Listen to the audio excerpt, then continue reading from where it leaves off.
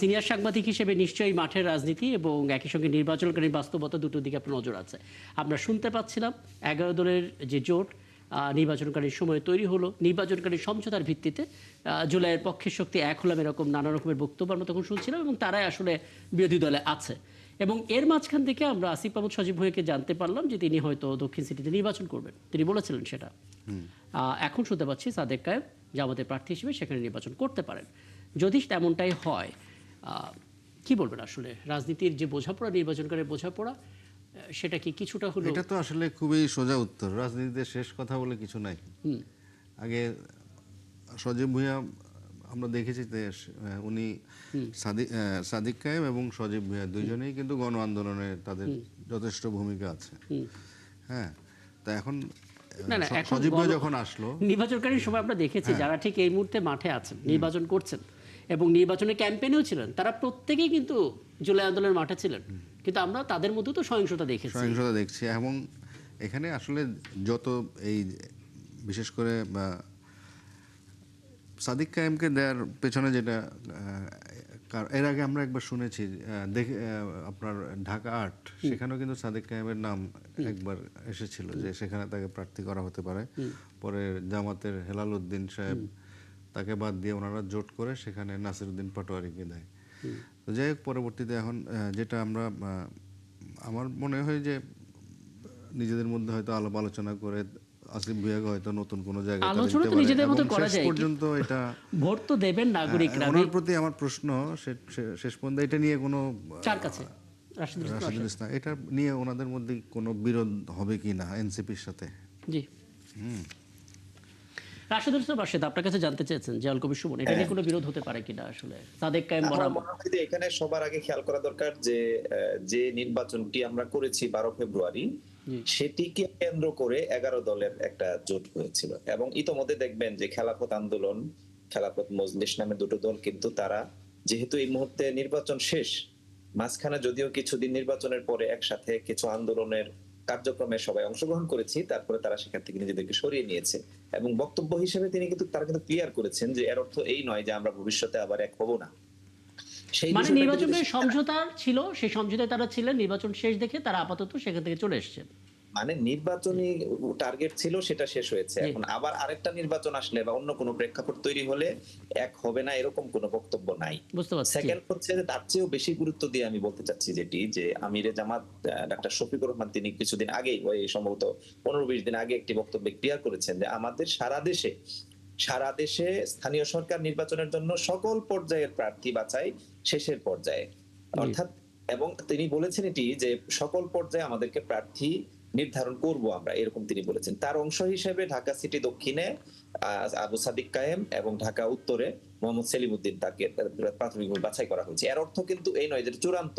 আপনারা হয়তো জানবেন যে এটি দ্বিতীয় ধাপে আমাদের সিদ্ধান্ত এসেছে। আমরা ধরলাম চূড়ান্ত, যদি চূড়ান্ত হয় সেই জায়গা মাথায় রেখে আপনার বক্তব্যটা জানতে চাই। জি, আমার বক্তব্য হচ্ছে যে এখানে সময়ই বলে দিবে, কারণ এটি আমরা ফিল করছি যে আবু সাদিক কায়েম তিনি জনপ্রিয়তার দিক থেকে, সবকিছুর দিক থেকে এবং যোগ্যতার দিক থেকে আমার বিশ্বাস যে তিনি ছাত্র সংসদে যেরকম নেতৃত্বের ভূমিকায় খুবই ভালো করছেন। বুঝতে পারছি, মানে ডাকসুর যে নির্বাচনে জেতা, ভূমিধস জয়, সেটা আসলে আপনাদেরকে কাজে লাগাতে চান। আচ্ছা, আমি এই জায়গায় একটু জনাব সাইফুল হক আপনার মতামতটা নিতে চাই, কারণ মানুষ আসলে ভোট দেবেন এবং তারা দলীয় প্রতীক না দেখলেও আসলে প্রার্থীকে তো চেনেন যে কে কোন রাজনৈতিক দল করে।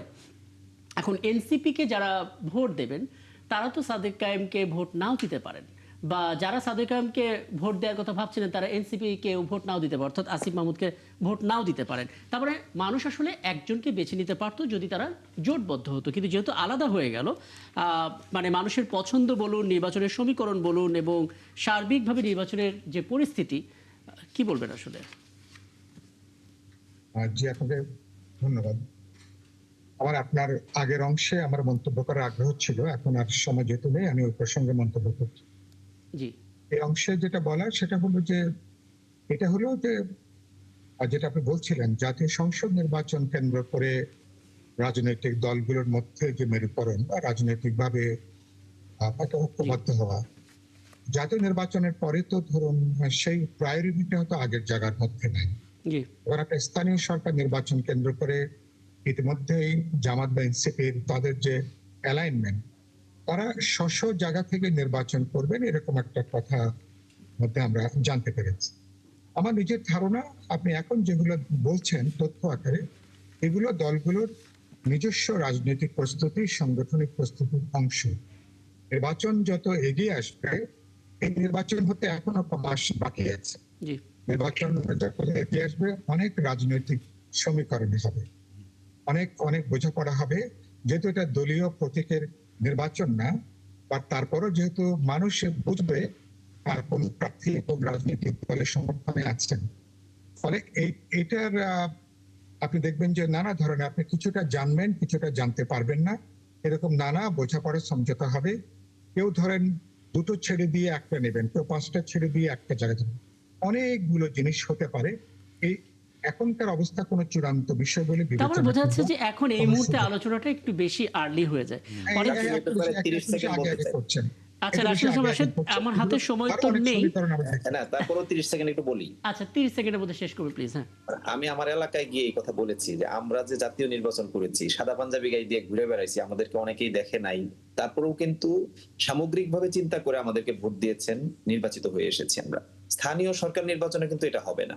মানুষ দেখবে যে কে আমাদের পাশে আছে, তার সহযোগিতা আমরা পাচ্ছি কিনা, তার দ্বারা আমরা কাজ পাচ্ছি কিনা। সুতরাং এই মুহূর্তে প্রার্থী সিলেক্ট করা, সে কোন দলের, এটার চেয়েও বড় বিষয় আমি যেটি বলবো যে আগামী দিনে এমন প্রার্থীদেরকেই সিলেক্ট করা হোক যাদের দ্বারা মানুষ উপকৃত হবে এবং রিয়েলি তারা মানুষের জন্য কাজ করবে। অনেক ধন্যবাদ, অনেক ধন্যবাদ। এবং ফিরোজা, দেখেন দুঃখ প্রকাশ করছে আপনার কাছে সময়টা একেবারেই নেই, নয়তো আলাপটা দীর্ঘ করতাম।